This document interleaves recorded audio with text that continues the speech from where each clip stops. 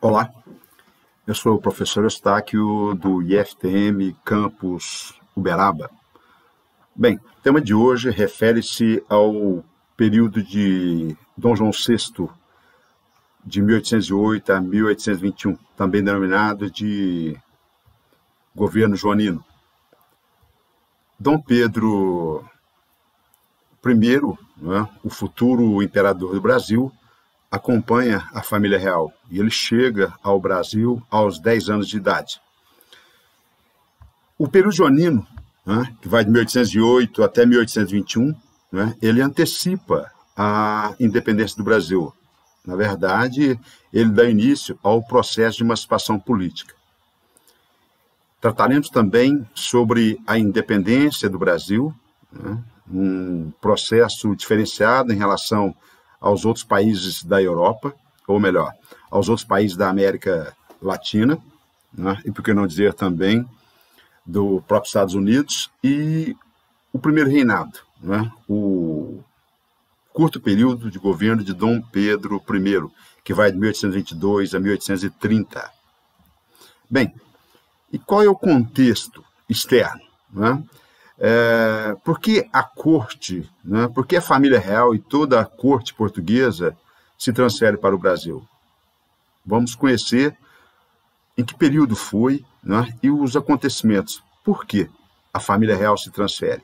Bem, no século XVIII, há uma crise do antigo regime absolutista. Isso se deve principalmente à ascensão dos ideais da Ilustração, aos ideais iluministas. A ideia de que o rei não deve ter o poder máximo, que o poder do rei deve ser limitado pela lei, a ideia do contrato social, que rege a relação entre o cidadão e o Estado, a liberdade de expressão, tão caro a Voltaire, o princípio da liberdade religiosa, e principalmente a liberdade de comércio, tão caro à burguesia. A burguesia exige a autonomia, a burguesia exige direitos políticos e principalmente liberdade de comércio. A partir daí, esses ideais iluministas convulsionaram a Europa e, por que não dizer, o mundo, com a Revolução Francesa. A cabeça do rei, Luís XVI, foi arrancada e se implantou na França primeiro uma república e depois a própria ascensão de Napoleão Bonaparte. Os ideais que passam a prevalecer são ideais de liberdade de expressão, liberdade de religião, liberdade de comércio. E esses princípios levam a burguesia ao poder. É nesse período também do século XVIII, a partir de 1760, a Revolução Industrial, sendo pioneira a Inglaterra e depois se expandindo para o restante da Europa Ocidental e também para os Estados Unidos e até para o Japão. Bem, essa burguesia industrial desejosa de mais liberdade econômica, de redução dos impostos, de não interferência do Estado na economia, o próprio fim do Pacto Colonial, o próprio fim do mercantilismo, são importantes para a burguesia ampliar seu espaço de atuação, com mais liberdade econômica, com mais liberdade comercial, até para ampliar seus mercados consumidores. E o país pioneiro foi a Inglaterra, seguindo pelos países da Europa Ocidental, Estados Unidos e Japão, conforme disse. E é nessa época também que vai servir de importante exemplo para os restantes das colônias aqui na América Latina. A independência dos Estados Unidos, em 1776, o primeiro país aqui da América a conquistar a independência. E isso vai ser importantíssimo para colapsar, para abalar os alicerces do antigo regime absolutista. O antigo sistema colonial, mercantilista, está posto à prova. E a sua decadência diante dessa nova situação da ascensão do iluminismo, da Revolução Francesa, da Revolução Industrial, isso vai repercutir muito aqui na América. e especificamente no Brasil, que vamos falar agora a seguir. Bem, esse período, né, da vinda da família real em 1808, né, há um contexto aqui também interno, há uma crise do sistema colonial mercantilista, né, e o objetivo é agora de buscar separar-se de Portugal, né. A elite econômica, ela passa também a buscar liberdade política, maior autonomia, né, e assim, influenciado pelos ideais iluministas, conforme diz, para a própria independência dos Estados Unidos, Revolução Francesa e as guerras napoleônicas. E, por sinal, a expansão do Império Napoleônico francês vai gerar a fuga da família real, que trataremos a seguir. Bem, o período joanino, de 1808 a 1821. Esse período é marcado por uma situação complicadíssima para Portugal. Portugal já não está bem distante daquele período de apogeu da época das grandes navegações. Portugal está em decadência econômica, está cada vez mais fragilizado e dependente de suas relações com a Inglaterra, né? Portugal, economicamente, é um país atrasado, né? E é um projeto antigo de transferência da corte portuguesa, né? Tirar a corte portuguesa, a família real, e transferi-la para o Brasil, né? Toda vez que o Império estava em crise ou ameaçado pelas potências europeias, havia esse sentimento, esse ideal de transferir a sede para a sua principal colônia, no caso o Brasil. Bem, e nesse momento há uma inversão metropolitana, quando a corte se transfere para o Brasil. Por quê? O Brasil, o Rio de Janeiro, passa a ser a sede do Império Português. A relação torna-se agora inversa. A periferia, a colônia, se torna agora o centro do Império Português. Bem, e por que a família real foge para o Brasil? Foge diante das guerras napoleônicas, a ameaça de Napoleão. E por que isso aconteceu? Voltamos ao ano de 1806, quando Napoleão decretou o bloqueio continental. Vamos relembrar? Napoleão, incapaz de vencer militarmente a Inglaterra, ele decretou o bloqueio continental, estabelecendo que, e de um tom bastante ameaçador, que invadiria qualquer país que não acatasse as determinações do bloqueio continental. Mas por que Napoleão fez isso? Ele queria arruinar a economia britânica. Incapaz de derrotá-la militarmente, ele proibiu que qualquer país europeu comercializasse com a Inglaterra. Ele determinou, então, o fechamento dos portos europeus aos produtos ingleses. E alguns países, dependentes economicamente da Inglaterra, dos produtos industrializados ingleses, não aderiram e começaram a romper esse bloqueio.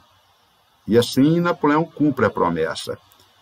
Ao mesmo tempo que ele invade a Espanha, ele também vai invadir Portugal. E nesse momento, quando as cortes já estavam próximas de Lisboa, a família real decide fugir para o Brasil, né? Dom João VI assume precocemente o governo, ainda como príncipe regente, né? Sua mãe, a Dona Maria I, que substituiu o Dom José I, né? Ela ficou louca e, diante dessa complicação, o jovem e tímido Dom João assume o trono português. Uma situação extremamente complicada, dependendo economicamente da Inglaterra, ameaçado pela invasão napoleônica, e assim ocorre a inversão metropolitana. A fuga da família real para o Brasil vai ser importantíssima para o Brasil e vai antecipar o processo de emancipação política do Brasil. Nas imagens, o jovem príncipe Dom João e a chegada da família real, primeiro a Salvador e depois ao Rio de Janeiro. Bem, aqui nessa imagem temos a difícil viagem da corte portuguesa, aproximadamente 15 mil pessoas em poucos navios, não é? Buscando desesperadamente fugir das garras das tropas napoleônicas. Não é? A difícil travessia, em torno de 3 meses, para o Brasil. Houve naufrágios, não é? Tempestades, calmarias, saíram no inverno europeu e chegaram no calor dos trópicos, no verão, ao Rio de Janeiro. Bem, as principais realizações de Dom João VI no Brasil, ainda como príncipe regente. Em 1808, o primeiro ato, a abertura dos portos. O que significa? A abertura dos portos, na verdade, é o fim do pacto colonial. Agora, o Brasil passa a ter liberdade de comércio. O fim do pacto colonial vai ser importantíssimo para as elites brasileiras, né, desejosas de liberdade comercial, desejosas de ampliar seus mercados e principalmente para a Inglaterra. Por quê? Porque a Inglaterra agora passa a ter os portos livres, com redução das tarifas alfandegárias, e assim, além da abertura dos portos, né, isso já está no contexto do liberalismo econômico, já como influência, né, das ideias dos liberais, a ideia de não intervenção do Estado na economia, de liberdade de comércio. Outra medida importante, nesses primeiros momentos, o confisco das melhores casas do Rio de Janeiro para alojar os membros da corte. O Rio de Janeiro, uma cidade acanhada, pequena, né, agora se transforma na sede do Império Português. É necessário estruturar essa cidade para acolher, né, para receber a corte. Né. E nesse mesmo momento também, houve a permissão para o Brasil ter indústrias. Foi revogado o alvará de Dona Maria I, que proibia a instalação de indústrias no Brasil. Agora, né, por esse decreto de Dom João, o Brasil poderia ter indústrias. Mas esse decreto de Dom João praticamente foi letra morta. Por quê? Porque a Inglaterra, né, a grande potência industrial, além de ter liberdade econômica, além de ter os portos abertos, né, junto com esse decreto de Dom João VI, que revogou a proibição de instalar indústrias no Brasil, né, faltou uma política protecionista. E, diante disso, esse decreto já nasceu como letra morta. Por quê? Porque os produtos brasileiros não conseguiriam competir de igual para igual com os produtos industrializados ingleses, sem uma política protecionista. Né? Apesar da permissão da instalação de manufaturas no Brasil, o processo industrial acabou se retardando. E somente no século XX que o Brasil vai se consolidar, né? Principalmente com a Era Vargas, nos anos 30 e principalmente anos 40, com a industrialização. Né? Bem, em 1810, houve a assinatura de tratados comerciais com a Inglaterra. Um nome até extenso, Tratado de Aliança, Amizade, Comércio e Navegação. O que se estabeleceu? Né? Esse Tratado de Aliança e Amizade proíbe-se a atuação dos tribunais de inquisição no Brasil. Né? Os ingleses teriam liberdade comercial e não só, os ingleses também teriam liberdade religiosa no Brasil. E uma promessa que acabou sendo letra morta também, que não acabou ocorrendo, foi o fim gradual do tráfico negreiro. Né? O fim do tráfico negreiro no Brasil não vai acontecer nesse momento, apesar da promessa feita aos ingleses. O fim do tráfico negreiro só vai ocorrer em 1850, com a Lei Eusébio de Queiroz. Né? E outra questão importante também, o Tratado de Comércio e Navegação. A Inglaterra pagaria as menores taxas alfandegárias para que seus produtos entrassem no Brasil. Enquanto a Inglaterra pagaria apenas 15%, Portugal pagaria 16% e outras nações 24%. E o Porto de Santa Catarina seria livre, com taxa zero para o desembarque dos produtos ingleses. Então vejam, mesmo com a abertura dos portos, mesmo com a permissão para a instalação de indústrias no Brasil, a facilidade tarifária, a Inglaterra pagando as menores taxas, os menores impostos, para que seus produtos entrassem aqui, né? Isso acaba gerando uma dependência econômica em relação aos ingleses e o déficit na balança comercial. Cada vez mais, Portugal e agora também o Brasil passa a depender da economia britânica. Bem, então, conforme disse, o Rio de Janeiro, uma cidade acanhada, pequena, sem muita estrutura, é necessário, então, fazer um rearranjo, né?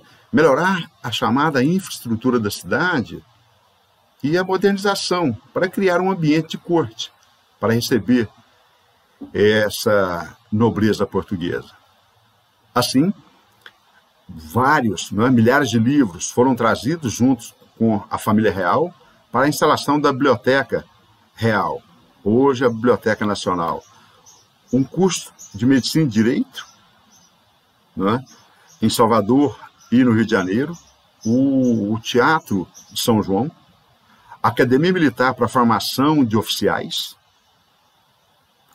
o Banco do Brasil, né, oficializado agora a criação de um banco, até para arrecadar os impostos, para conceder empréstimos, financiamentos aos investidores no Brasil. A imprensa rege.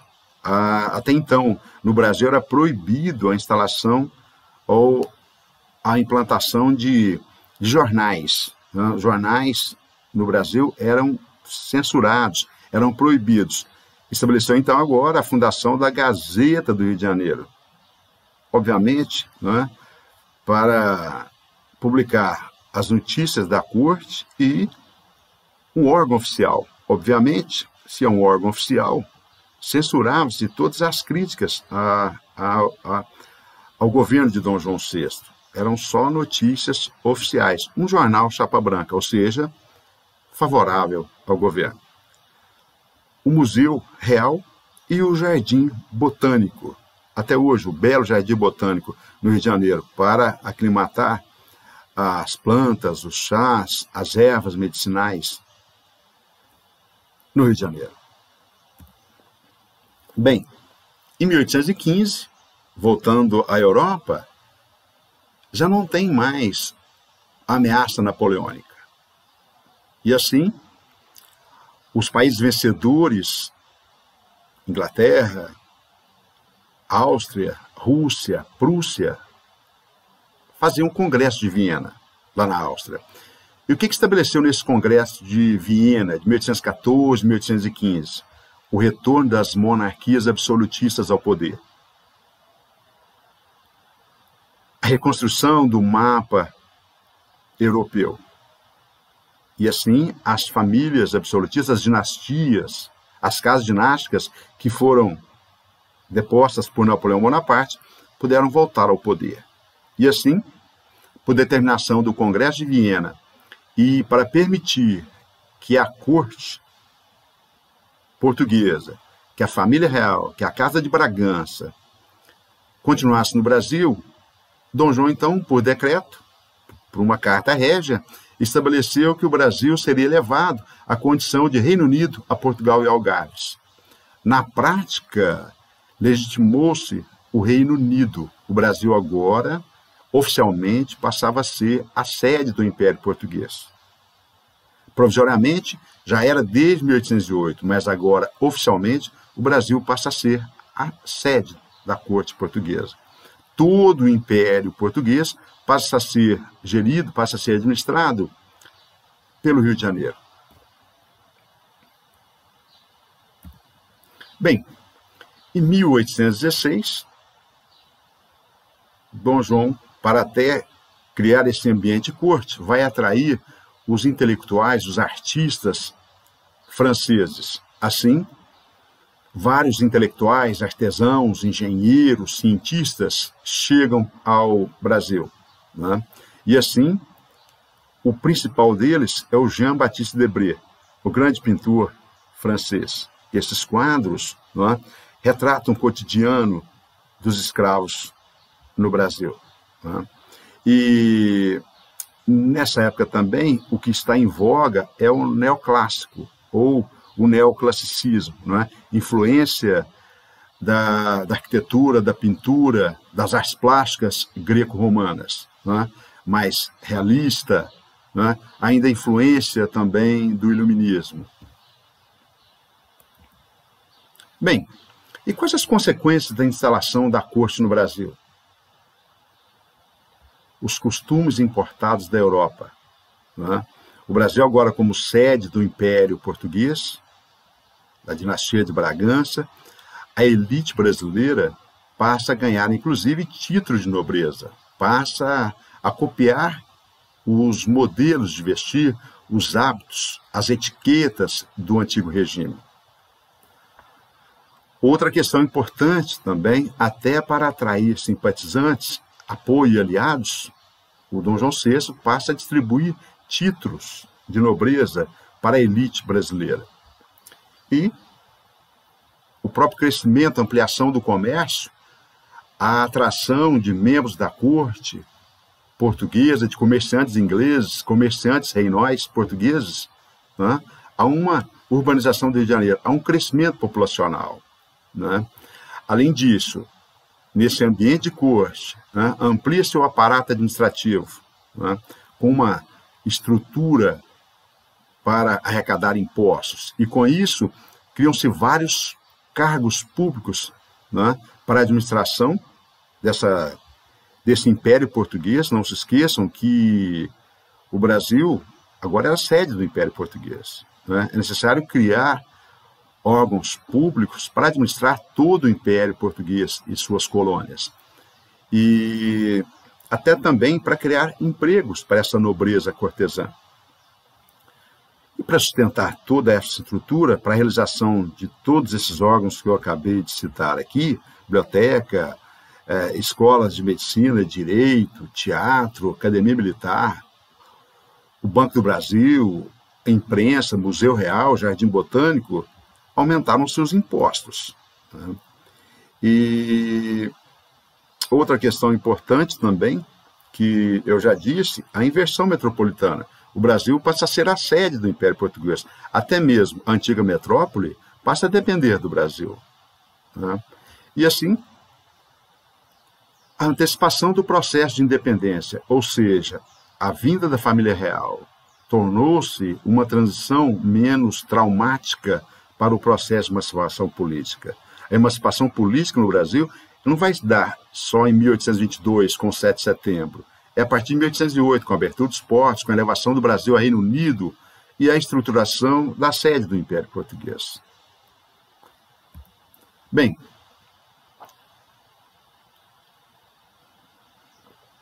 em 1817, Pernambuco, o estado mais rebelde, a província mais rebelde, estava de novo num processo, num levante revolucionário. É um movimento separatista, republicano, com ideais federalistas, e essa Revolução Pernambucana de 1817 é muito semelhante aos movimentos como a Conjuração Mineira, né, no sentido de que querem proclamar uma república, querem a implantação do federalismo. É um movimento separatista e que acaba ganhando a adesão de outros estados nordestinos, como Alagoas, Paraíba e o Rio Grande do Norte. Os ideais são os mesmos da Conjuração Mineira, a Inconfidência Mineira, a revolta lá do Tiradentes, não é? As ideias são as ideias iluministas, é no contexto de crise do antigo regime. E a grande influência, a independência dos Estados Unidos, não é? Que é republicano, que é federalista e separatista. Ele tem a grande participação da elite local, os latifundiários, não é? E essa elite local pernambucana são os senhores de engenho, que estavam em decadência desde a expulsão dos holandeses, não é? E assim, não se esqueçam também que o Nordeste havia perdido a condição de polo econômico para o Centro-Sul, principalmente para hoje, para a região Sudeste, desde a decadência da cana-de-açúcar e a descoberta de ouro em Minas Gerais, né, no século XVIII. Assim, ela tem a participação dessa decadente elite de senhores de engenho, ela tem a participação de padres, o mais influente deles, o Frei Caneca, a participação de militares e ganha também o apoio popular. Né? As causas, já adiantamos, a decadência econômica de Pernambuco, a crise da economia açucareira, né? Os altos impostos criados por Dom João VI, né, para organizar a estrutura administrativa diante da chegada da corte portuguesa. Outra questão também que incomodava bastante, o privilégio aos comerciantes portugueses. Todo o comércio, seja ele varejista e também ligado à exportação, era controlado pelos portugueses. E o comércio a varejo, as lojas, o comércio local controlado pelos portugueses, isso gerava um sentimento, e o próprio alto custo de vida, né, gerava um forte sentimento anti-português. Essas são as principais causas. E não se esqueçam também, os ideais da independência dos Estados Unidos, os ideais iluministas que falam em liberdade, de estímulo, se o governante não estiver agradando, cabe ao povo o direito de se rebelar contra os opressores. Assim, os rebeldes tomam o poder, diferente da Inconfidência Mineira, que fracassam em não conquistar o poder. Os rebeldes pernambucanos, em 1817, tomam o poder e ficam por 2 meses apenas no poder. Né? E no poder, eles proclamam a república, implantam um modelo federalista com autonomia para os estados. Outra questão importante também, e aí vocês vão observar a influência do iluminismo, a liberdade de expressão, a liberdade religiosa, a igualdade de todos perante a lei. O fim dos impostos sobre os gêneros de primeira necessidade, lembra do custo de vida alto, lembra da inflação, e assim, um detalhe importante, apesar de ter participação popular, o movimento foi conduzido, liderado pelas elites, pelos latifundiários, pelos grandes fazendeiros, que tinham muitos escravos. E assim, como a Inconfidência Mineira, eles também não eram favoráveis à abolição da escravatura. Um movimento bem contraditório, por sinal. Né? Fala em ideais de liberdade, liberdade religiosa e liberdade de expressão, mas não toca na questão da escravidão. Exatamente porque os proprietários de terras, proprietários de escravos, né, dependiam dessa mão de obra. Né? E aí, o que Dom João VI fez? Contratou mercenários ingleses para reprimir a revolta. A revolta foi extremamente reprimida, a mando da corte portuguesa, a mando de Dom João VI, e o Nordeste foi reincorporado ao país. Mas não se esqueçam, isso foi só um primeiro tempo. Pernambuco vai se rebelar novamente em 1824, na Confederação do Equador, que veremos posteriormente. Bem, e a política externa? Falamos da política interna e a política externa do governo de Dom João VI. Logo no início, né, em 1808, 1809, em retaliação à invasão francesa, à invasão napoleônica em Portugal, Dom João invade a Guiana Francesa, a colônia francesa aqui na América. Mas, sem maiores consequências, quando Napoleão perde o poder, né, e já com a ascensão do governo absolutista da dinastia de Bourbon de Luís XVIII, o Brasil devolveu a Guiana Francesa à França. Em 1816, uma outra anexação, a província Cisplatina, o atual Uruguai. Isso aqui foi um objeto de interesse da dona Carlota Joaquina, a esposa de Dom João VI, também herdeira do trono espanhol. Né? E assim, a província Cisplatina foi anexada ao Brasil em 1816. E e pertenceu ao Brasil até 1828.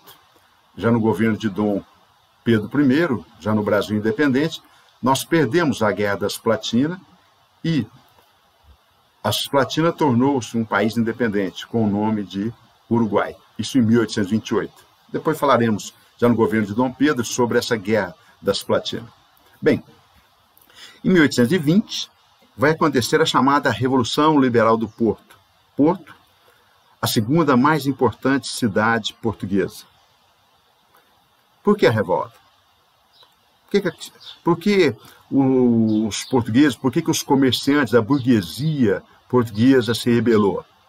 A causa principal, a crise econômica, com a abertura dos portos e as facilitações com os tratados comerciais, com favorecimento para que os produtos ingleses entrassem no Brasil livremente, pagando menos impostos, até mesmo menos impostos que Portugal, isso arruinou os comerciantes portugueses. Assim, Portugal estava em crise econômica, Portugal perdeu a sua soberania política, Portugal já não era mais a sede do Império Português. E outra, com a vinda da família real para o Brasil, em 1808, quem passou a governar Portugal foi o irmão de Napoleão, o José Bonaparte. E quando Napoleão perde o poder, em 1814, 1815, Portugal passa a ser administrado pela Inglaterra. Assim, o que essa burguesia metropolitana, o que esses comerciantes reinóis portugueses querem? A volta da família real. Eles querem voltar a ser sede do Império Português. Assim, essa elite portuguesa quer voltar a ser sede do Império. Querem a transferência da corte do Rio de Janeiro de volta a Lisboa. Querem também, como influência do iluminismo, a implantação de uma Constituição mais liberal, com limites ao poder do rei, com a implantação de uma monarquia constitucional parlamentarista, com a ideia de que o rei seja limitado pela lei e pelo parlamento, controlado pela burguesia. Né? Esse aí é o modelo inglês. E, de forma bastante contraditória, né, liberal lá em Portugal, mas aqui eles querem a recolonização do Brasil. Então percebam a contradição dessa revolta. Querem mais autonomia política, mas aqui no Brasil eles querem recolonizar. Exatamente qual o objetivo? Fechar os portos e para que o Brasil, para que a economia brasileira voltasse a depender exclusivamente de Portugal. O que eles querem? O monopólio. O ideal mercantilista de fechamento dos portos, de pacto colonial. E aí, obviamente, a elite brasileira, os comerciantes brasileiros e a própria Inglaterra não vai aceitar esse retrocesso. Bem, aqui, né, as Cortes de Lisboa, o povo mais a burguesia querem o retorno de Dom João VI, a implantação de uma monarquia constitucional de caráter liberal. Isso em Portugal. Mas aqui no Brasil, o objetivo qual seria? Um caráter bem conservador, não é? Restaurar o pacto colonial. Querem recolonizar o Brasil exatamente porque eles perderam a sua principal colônia, não é? Eles perderam a exclusividade, o monopólio comercial. Bem, e aí ameaçaram Dom João VI.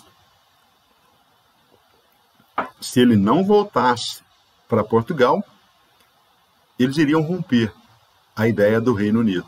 Eles iriam romper, né? Ou implantariam uma nova família no poder, ou até mesmo, né, uma república. Sob a ameaça de perder o trono português, Dom João VI reflete e, aconselhado pelos seus assessores, pelo seu Conselho de Estado, ele decide retornar para manter o trono português e permanecer o Reino Unido, Brasil, Portugal.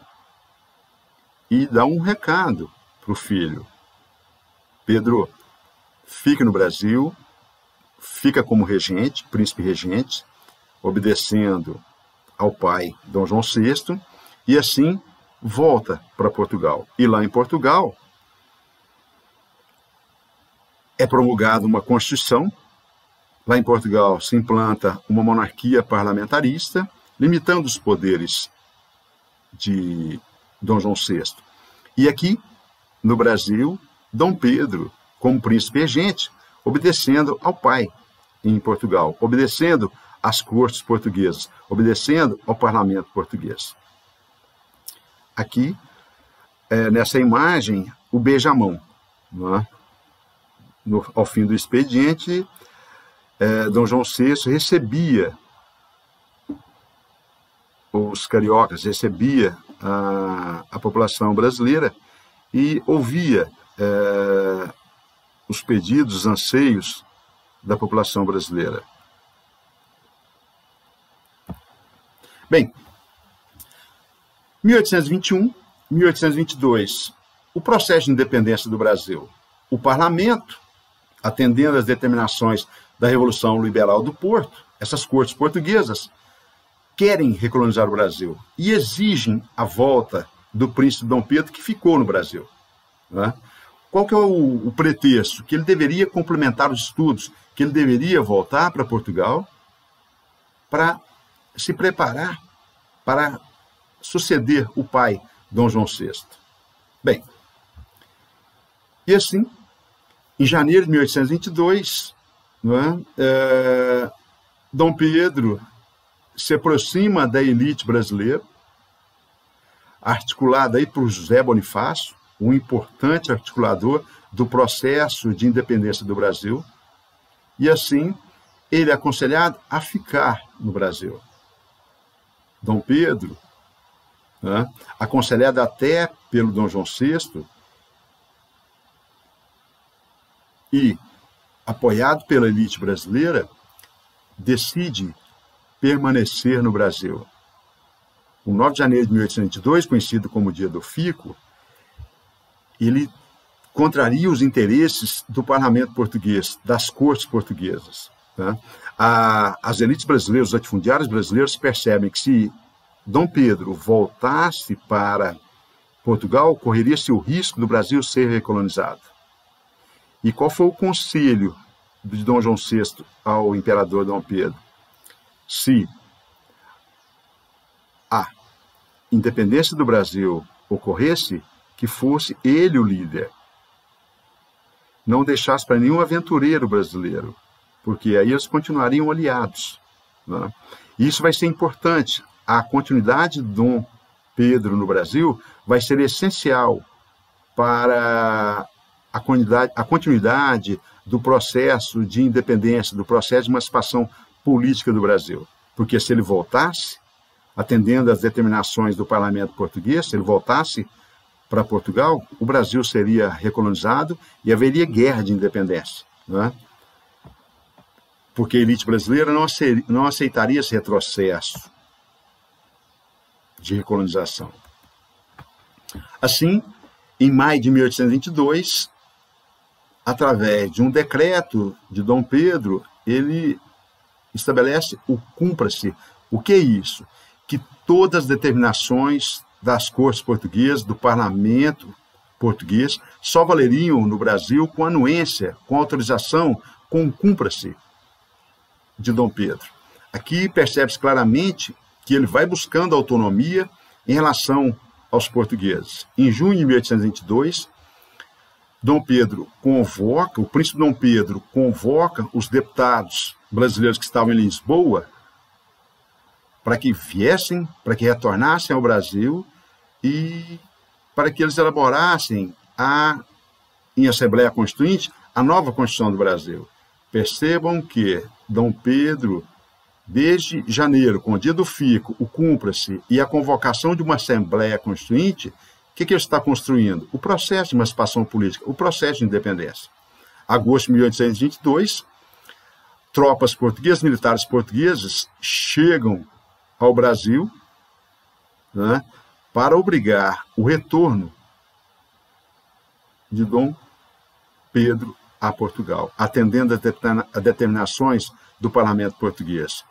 Dom Pedro, aconselhado pela própria princesa Leopoldina, sua esposa, e também pelo seu principal assessor, o José Bonifácio, ele determina que as tropas portuguesas que querem a recolonização do Brasil são consideradas inimigas. E assim, em 7 de setembro de 1822, diante do ultimato de que ele deveria voltar para Portugal, de que ele deveria acatar as determinações das cortes portuguesas, ele decide, então, pela independência.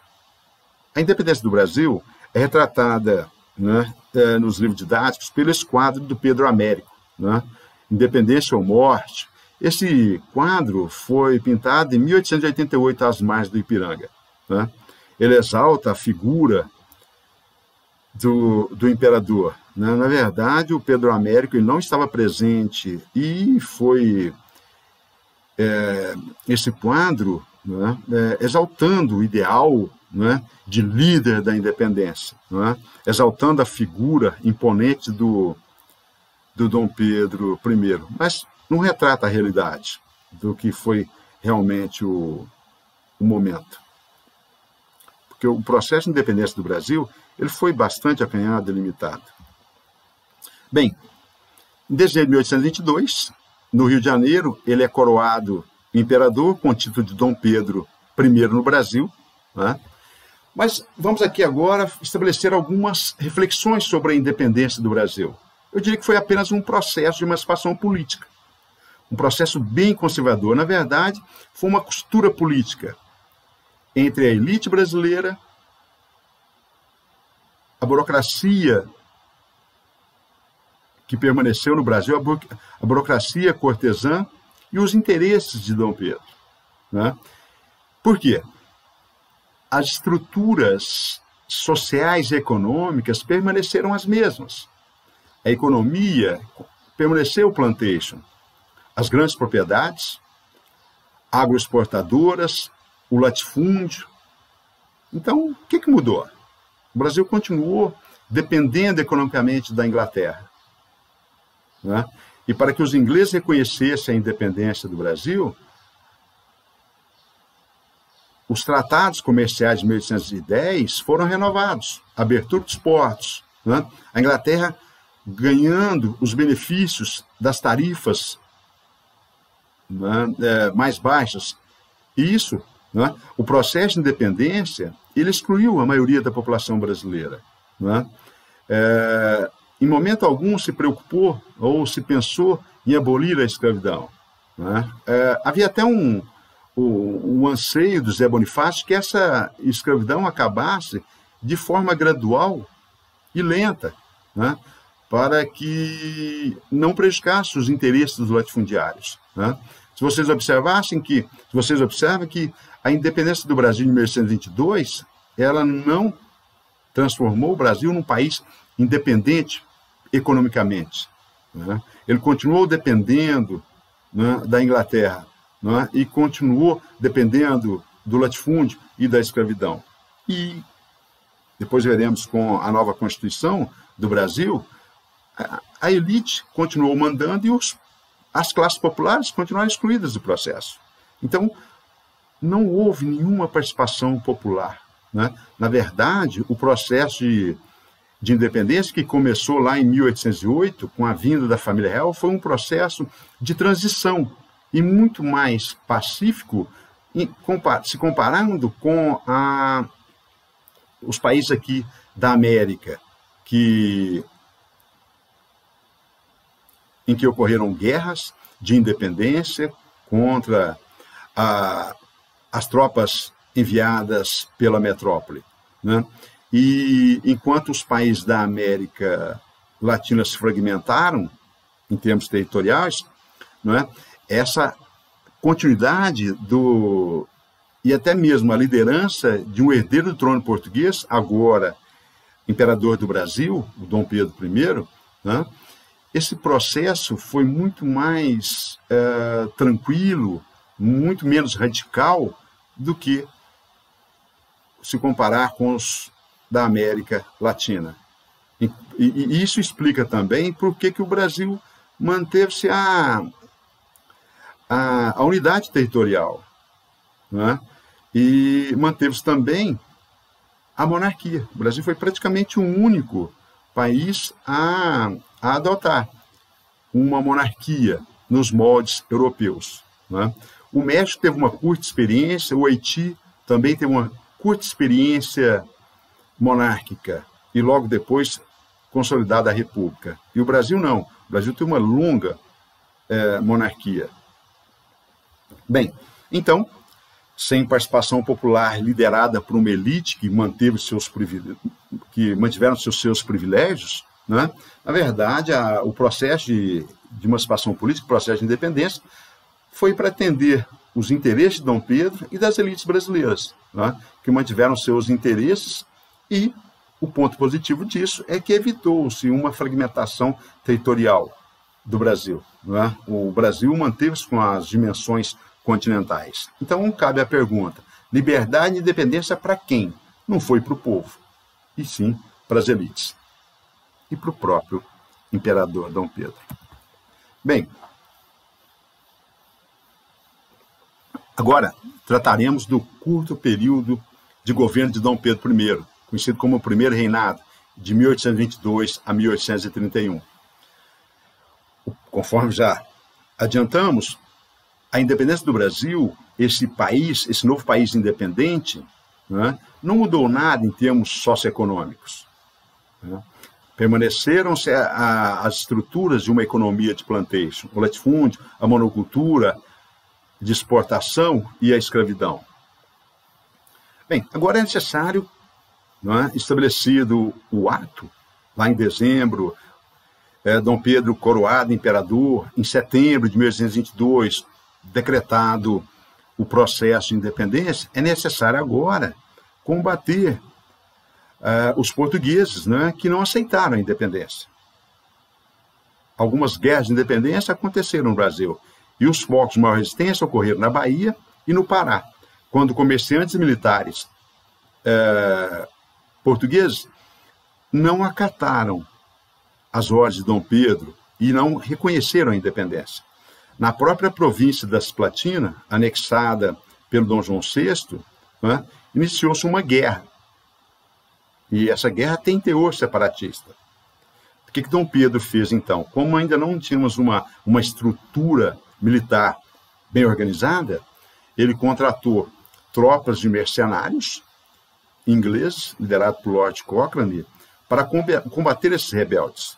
E assim, a repressão e a expulsão desses militares portugueses, com forte participação popular, né, expulso da Bahia para a Cisplatina, consolidou-se o processo de independência, né?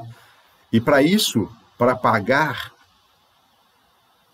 esses custos da guerra e na contratação desses mercenários britânicos, ele teve que aumentar os impostos, né? Mas, enfim, manteve-se a unidade territorial do país. Evitou-se uma fragmentação territorial. Está consolidada internamente a independência do Brasil. Falta agora o quê? O reconhecimento externo e a Constituição, a primeira Constituição do Brasil. Bem, o reconhecimento externo, como se deu? O primeiro país a reconhecer a independência foram os Estados Unidos, em 1824. O reconhecimento dos Estados Unidos da independência do Brasil está no contexto da doutrina Monroe, do presidente James Monroe.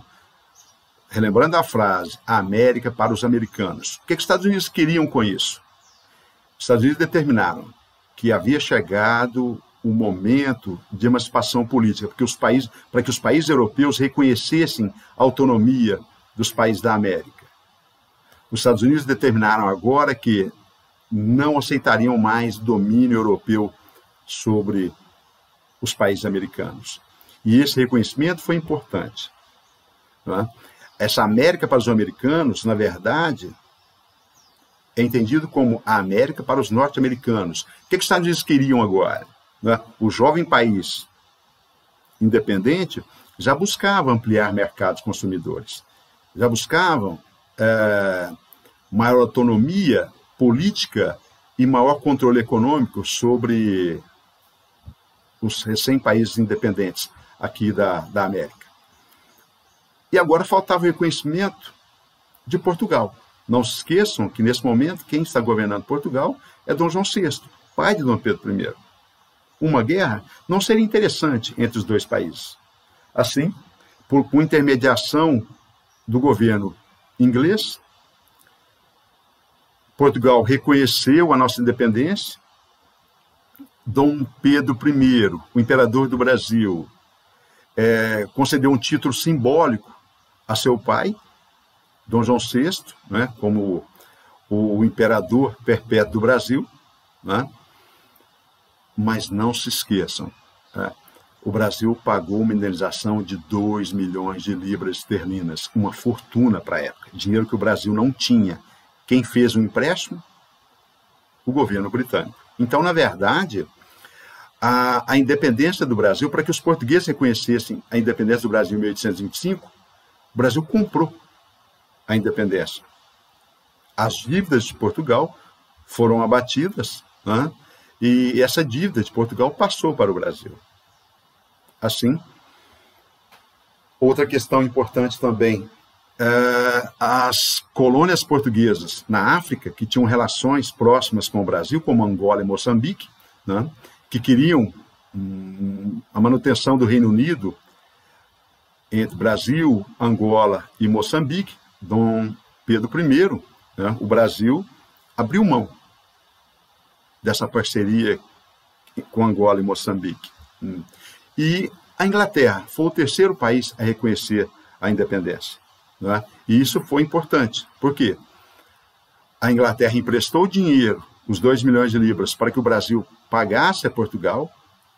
Renovaram-se os tratados comerciais de 1810, quando a Inglaterra continuou pagando apenas 15% para que seus produtos entrassem no Brasil.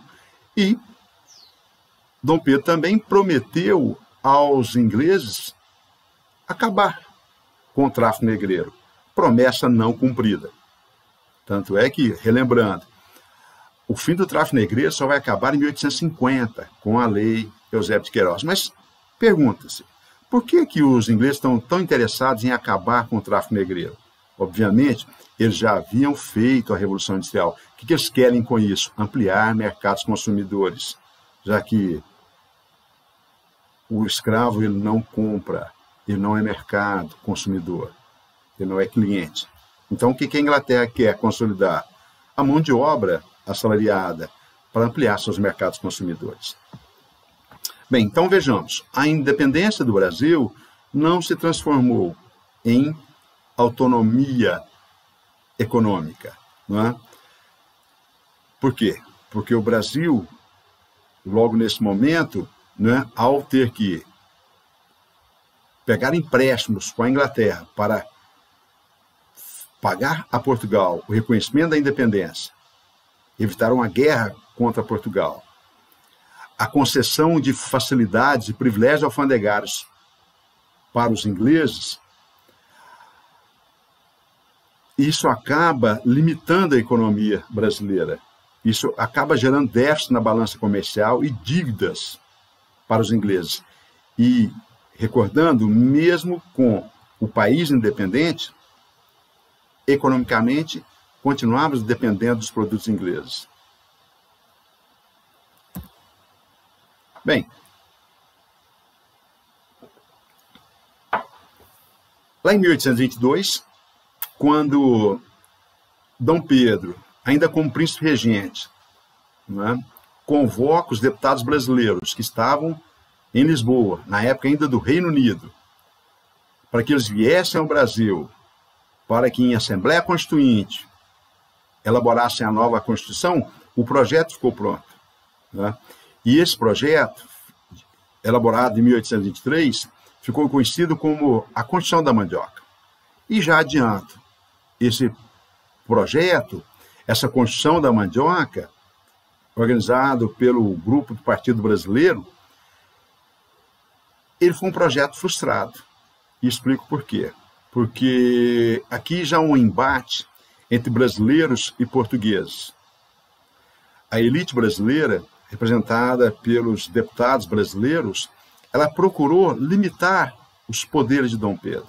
Aqui há um embate entre o poder executivo de Dom Pedro I e o poder legislativo, representado pelos brasileiros. Por quê? Dom Pedro, ainda inspirado nos ideais absolutistas, queria e ansiava por controlar todo o poder em suas mãos, né? Estabelece também que, para ser eleitor, tinha que ter o equivalente a 100 ou 150 alqueires plantados de mandioca. Por que isso? É para excluir a maioria da população. Para ser eleito, teria que ter renda. E para ser eleitor também. Vejam que é um projeto elitista, amplamente favorável aos interesses dos latifundiários. Esse projeto ele não foi aceito por Dom Pedro. Por isso, um projeto frustrado, porque Dom Pedro disse que ele não aceitaria ter seus poderes limitados pelo parlamento. Ele não aceitaria dividir o poder com os deputados brasileiros. E assim, ao fechar o Congresso, a chamada Noite da Agonia, em 1823, e não aceitar esse primeiro projeto, da chamada Constituição da Mandioca, de 1823, Dom Pedro rompe com os brasileiros, rompe com o seu principal deputado, o José Bonifácio, o seu principal mentor político. E assim, cada vez mais, Dom Pedro mostra a sua vertente absolutista, a sua vertente autoritária. Ao fechar o Congresso e impor uma nova Constituição, a outorgar uma Constituição, ele vai perder o apoio dos brasileiros. Assim, por determinação de Dom Pedro, é imposta a primeira Constituição do país.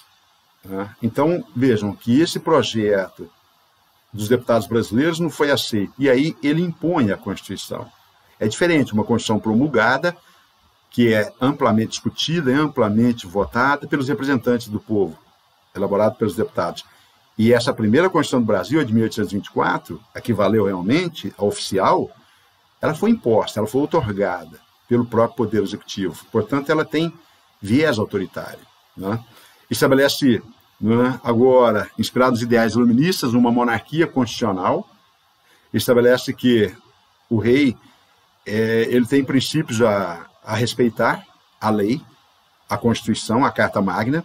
É uma monarquia hereditária, em que o poder é de pai para filho, e essa monarquia é vitalícia. O imperador Dom Pedro deve governar até a morte, até o fim de seus dias.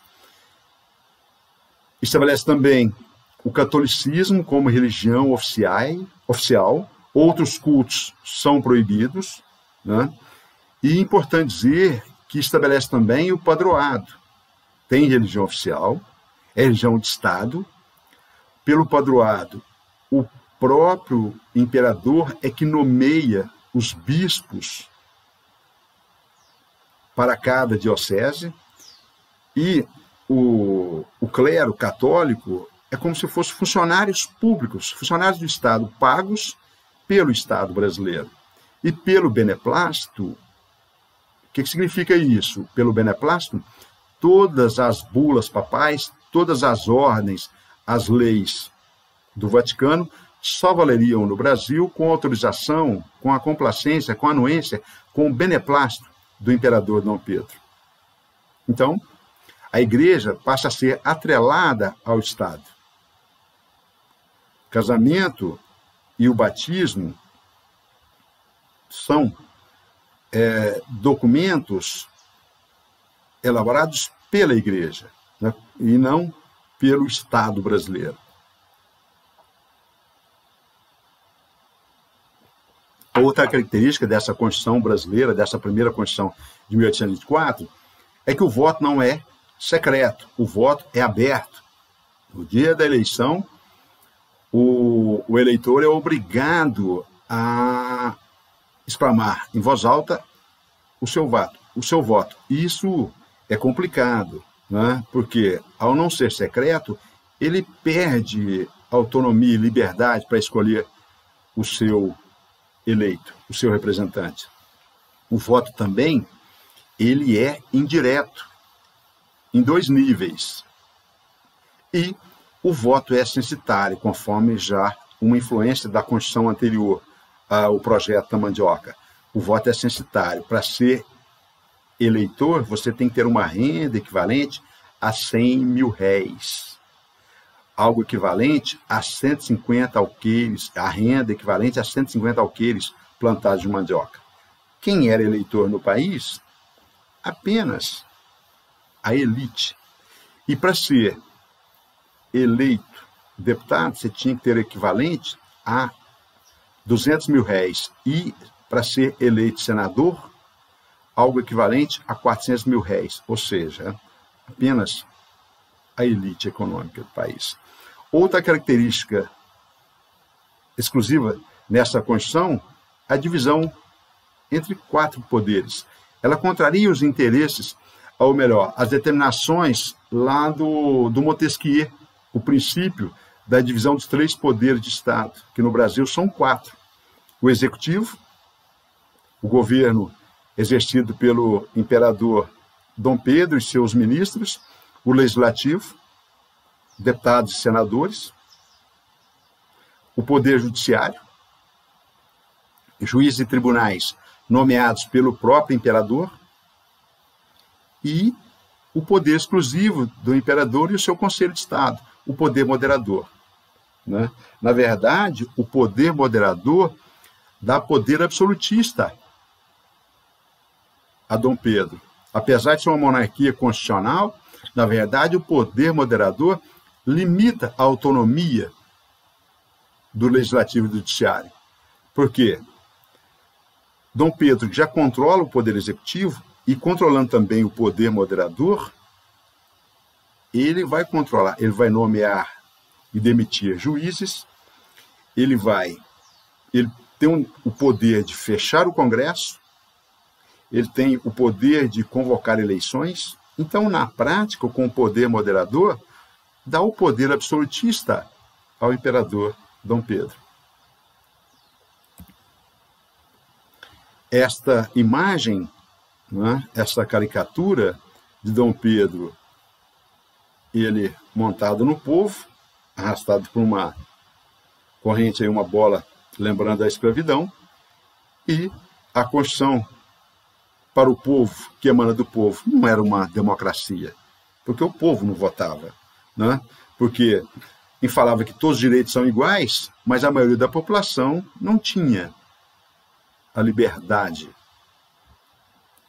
A escravidão só vai acabar no Brasil em 1888, oficialmente, com a Lei Áurea. Bem, conforme adiantamos, o voto é censitário. Para ser eleitor, tinha que ter uma renda equivalente a 100 mil réis. Para ser candidato a deputado, 200 mil réis. E para ser candidato a senador, 400 mil réis. Então, quem votava nesse país? Olha, de cada 30 homens, lógico, o voto ainda é masculino. A mulher só vai ter o direito de votar no Brasil a partir dos anos 30 do século XX, já no período Vargas, já na República. De cada 30 homens, 40 eram escravos e não podiam votar. Desses 16 homens livres, 10 não tinham renda suficiente para votar. Dos 5 restantes, escolhiam um único eleitor que votava os deputados e senadores. Então, na verdade, não eram eleições diretas. Eram eleições indiretas. Tinha o eleitor de paróquia e o eleitor de província. Então, essa Constituição brasileira, na questão do voto, era bem elitista, porque excluía a maioria da população de votar. Bem, o autoritarismo de Dom Pedro, o fechamento do Congresso, a imposição da Constituição de 1824, isso ou todos esses fatores conjugados, vão gerar uma nova revolta em Pernambuco. Ela é muito semelhante à Revolução de 1817. Os mesmos participantes, né? Latifundiários, militares, ganha adesão popular, a ampla participação, né, desses setores populares, e ela tem uma adesão de outros estados, de outras províncias do Nordeste, além de Pernambuco. Essa ganha até mais adesão do Rio Grande do Norte, Ceará, Paraíba, Alagoas. E qual que é a ideia? É formar um país, implantar uma república, e no modelo federalista, com descentralização do poder, com autonomia para os estados. O exemplo, a independência dos Estados Unidos. O modelo ou são os Estados Unidos. Inclusive, emissários chegam a ir aos Estados Unidos para ganhar adesão, mas sem grande sucesso. As lideranças, Paz de Andrade, um importante político local, Cipriano Barata, um político influente, um médico Cipriano Barata, e o Frei Caneca, uma importante liderança e dono de um jornal, um influente padre, Frei Caneca. Então, as causas já adiantamos. O autoritarismo de Dom Pedro, ao fechar o Congresso, ao aproximar-se do Partido Português, a crise econômica crônica do Nordeste, né? A crise da economia açucareira, né? O alto custo de vida, né? E a alta dos impostos. Por quê? Para manter toda essa estrutura da corte, né?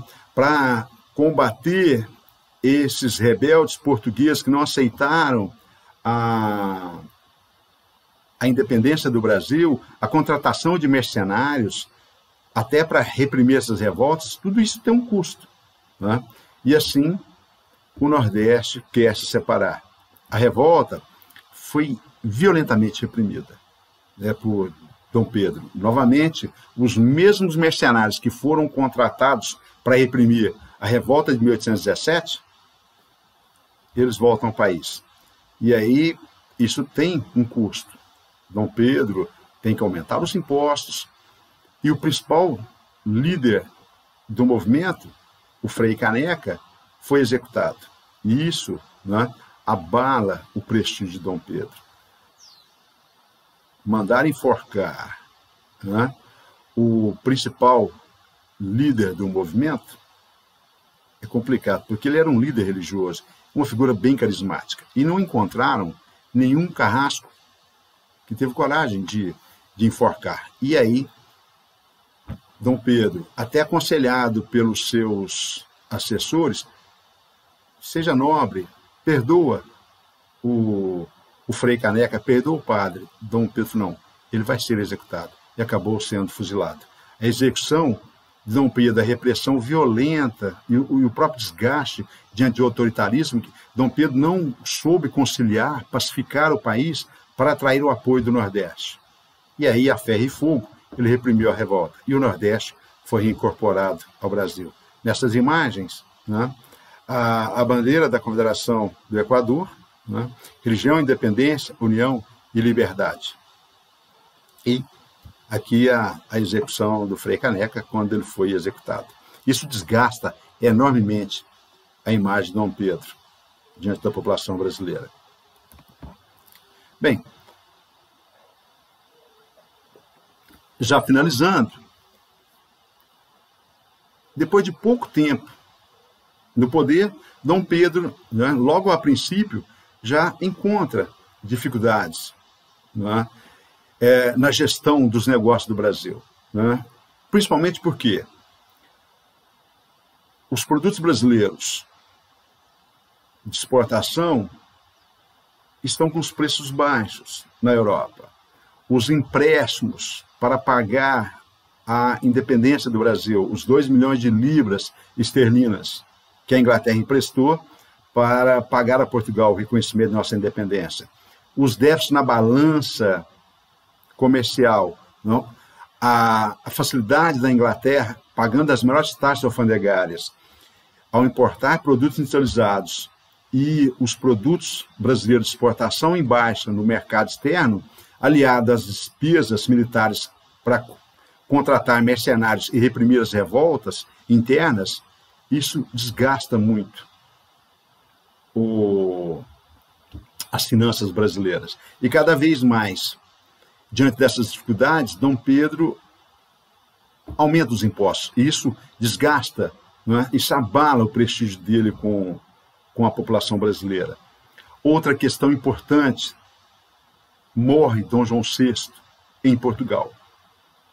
Há uma disputa entre os herdeiros do trono. Por direito, Dom Pedro I, por ser o filho primogênito, por ser o filho mais velho, ele também tem o direito de ser o rei de Portugal. E aí é uma disputa com o seu irmão, o segundo da linha sucessória, o Dom Miguel. E assim, a elite brasileira teme a ida de Dom Pedro I para Portugal e, com isso, o medo de recolonizar o Brasil. A elite brasileira teme essa situação. Dom Pedro, cada vez mais, ele se preocupa com essa disputa do trono português. Inclusive, ele e seu irmão vão travar uma guerra civil lá em Portugal. Os partidários de Dom Miguel, o pretendente ao trono, e o Dom Pedro. Inclusive, ele vai contratar mercenários, desgastando a combalida economia brasileira, para pagar esses mercenários para tentar tirar o seu irmão do trono. O que ele faz, então? Ele tem uma opção. Volta para Portugal para derrotar o seu irmão Miguel e assumir o trono português, ou permanecer no Brasil. Então, o que ele define? Aconselhado pelos seus assessores. O que é a ideia dele?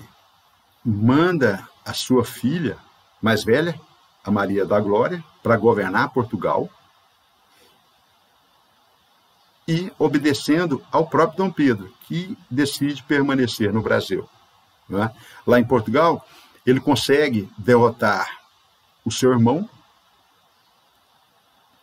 e quem assume o governo português é a filha, Dona Maria da Glória, a filha de Dom Pedro I, com o título de Dona Maria II, porque a Dona Maria I era a mãe de Dom João VI, aquela que ficou louca. Bem, resolvida a questão sucessória portuguesa, agora mais um problema, a Guerra das Platinas. A Cisplatina, que foi anexada por Dom João VI, que é o atual Uruguai, decreta a sua independência. E aí, depois de uma desgastante guerra, que iniciada em 1825, depois de 3 anos, apoiada pela Argentina, a Cisplatina derrota o Brasil. O Brasil perde a Cisplatina, o Uruguai se torna um país independente, a Cisplatina passa a se chamar agora Uruguai, e isso desgasta enormemente o imperador Dom Pedro. 8.000 soldados brasileiros morrem em combate.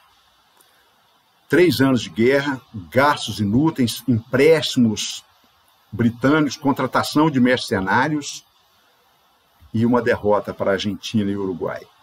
O Banco do Brasil quebra, é fechado, diante de tantas despesas e, obviamente, aumento dos impostos para pagar tantas despesas. A situação fica insustentável. Né? E assim, cada vez mais, Dom Pedro é criticado pelos jornais, é criticado no Congresso, é criticado pela violência ao reprimir a Confederação do Equador e mandar executar o Frei Caneca e o principal líder da oposição lá em São Paulo, o jornalista Líbero Badaró, jornalista italiano. Isso desgasta enormemente o imperador. E, aliado a essa situação, a crise econômica. o fechamento do Congresso, a aproximação cada vez mais com os portugueses, a preocupação cada vez mais com a questão do trono português. Abalado o seu prestígio e sem apoio dos brasileiros, né? Dom Pedro, então, já aproximando do final de seu governo, ele é criticado também, né, pelas suas atitudes. E nesse período ele ainda fica viúvo, né? E os escândalos amorosos, principalmente com a Marquesa de Santos, a sua principal amante, os escândalos públicos. Diante dessa situação, em 1831, vai acontecer a Noite das Garrafadas. O que foi isso? Uma briga de rua entre os partidários de Dom Pedro, os portugueses, e os seus inimigos, os brasileiros. E assim, diante dessa situação, Dom Pedro decide por abdicar ao trono. Em 7 de abril de 1831, né, depois de 9 anos no poder, né, ele acaba renunciando ao trono brasileiro. E quem governaria o Brasil? Já que o seu herdeiro, o futuro Dom Pedro II, era uma criança com apenas 5 anos de idade. Ao renunciar, ao abrir mão do trono português, Dom Pedro vai para Portugal e assume o governo português, com o título de Dom Pedro IV, lá em Portugal. E o que determina a Constituição? Já que o herdeiro é menor de idade, determina que, na ausência do imperador e na impossibilidade do herdeiro ou de um parente mais próximo assumir o trono do Brasil, 3 regentes devem governar o Brasil até o herdeiro, o futuro Dom Pedro II, atingir a idade, atingir a maioridade. E assim termina o curto primeiro reinado. É isso, um abraço.